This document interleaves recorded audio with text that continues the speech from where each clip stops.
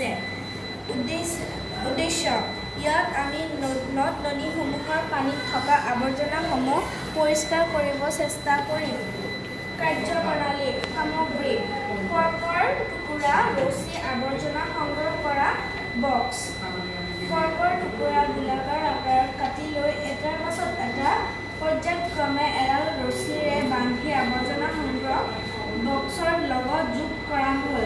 যেতিয়া নদ-নদীত পানীৰে উপচি পৰিব, তেতিয়া নদীৰ গতিত এই টুকুৰাবোৰ ঘূৰিব ধৰিব। লগত যিবোৰ আৱৰ্জনা নদীত পাৰে সেইবোৰ এই গোলাকাৰ টুকুৰাৰ লগত ঘূৰি ঘূৰি ডাষ্টবিনত আহি পৰিব। সামৰণি: এনেদৰে আমি আমাৰ ওচৰে পাজৰে থকা নদ-নদীবোৰ আৱৰ্জনা মুক্ত কৰি ব্যৱহাৰ উপযোগী কৰিব পাৰোঁ। এইবোৰ হৈছে আৱৰ্জনাবিলাক ইয়াৰ পৰা আহি কেনে ইয়াত ডাষ্টবিনত সোমাব। এইবোৰ নদীত যে আৱৰ্জনাবোৰ থাকে, সেই আৱৰ্জনাক নদীবোৰ মানে ক্লিন কৰিবৰ বাবে আমি এই বস্তুটো ব্যৱহাৰ কৰোঁ।